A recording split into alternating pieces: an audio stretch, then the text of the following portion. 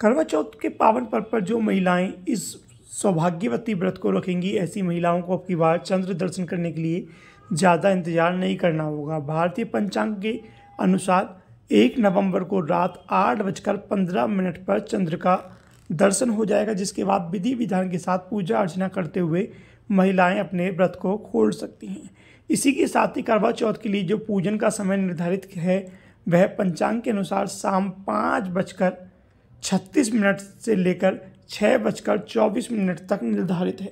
ऐसे में जो भी महिलाएं हैं वह इसी दौरान विधि विधान के साथ पूजा अर्चना कर सकती हैं। साथ ही देखा जाता है कि इस व्रत के दौरान विशेष बातों का भी ध्यान रखना चाहिए। उसके लिए हम राजराजेश्वर मंदिर के मुख्य पुजारी राधिकानंद ब्रह्मचारी हैं, उनसे ही जानना चाहेंगे किन बातों का विशेष ध्यान रखा जाए। गुरुजी, क्या चंद्रोदय की क्या टाइमिंग रहेगी? चंद्रोदय 1 तारीख को हो रहा है 8:15 पर। तो 8:15 के बाद ही माताएं चंद्रमा को देखें, दर्शन करें और फिर चंद्र अर्घ दें और इसके बाद फिर अपना व्रत खोलें। पूजन करते समय किन बातों का विशेष ध्यान रखें? पूजन करते समय माताएं और जो उनके पति हैं और पूरा परिवार इस बात का ध्यान अवश्य रखे, आंतरिक पवित्रता और बाहरी पवित्रता इस विषय का, क्योंकि आहार दोष से बुद्धि भ्रष्ट हो जाती है और बुद्धि भ्रष्ट जहाँ हो गई तो सब कुछ भ्रष्ट हो जाता है। इसलिए सबसे पहले बाहरी शुद्धता, स्नान ध्यान की, घर में पवित्रता की, किसी प्रकार की कोई अपवित्रता न रहे। फिर तन की शुद्धता होनी चाहिए। फिर तन की शुद्धता के साथ साथ मन की शुद्धता हो, तभी कहीं व्रत लाभदायक हो सकते हैं। हमारे यहाँ आपने देखा कि नवरात्रि में हम लोग महापूजन करते हैं। महापूजन के बाद सौभाग्यवती पूजन करते हैं। तो सौभाग्यवती का अर्थ क्या है लोग नहीं जानते।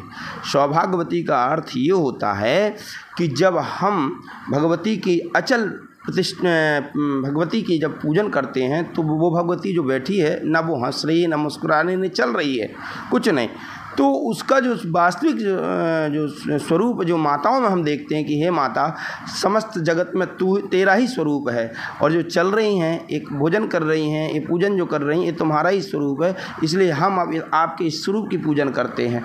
तो जो भगवती का स्वरूप वही माताओं का स्वरूप होना चाहिए।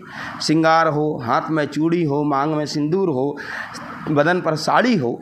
और पूजन का फल तभी प्राप्त होता है जब तन शुद्ध हो, मन शुद्ध हो, विचार शुद्ध हो और आहार विहार शुद्ध हो और साथ ही वस्त्र भी शुद्ध हो, पवित्र हो। इसमें बड़ा विधान आया है, यदि पुरुष पूजन करें तो 5 कांच की धोती पहने और ऊपर से वस्त्र डाले, तब वो पूजन में बैठे।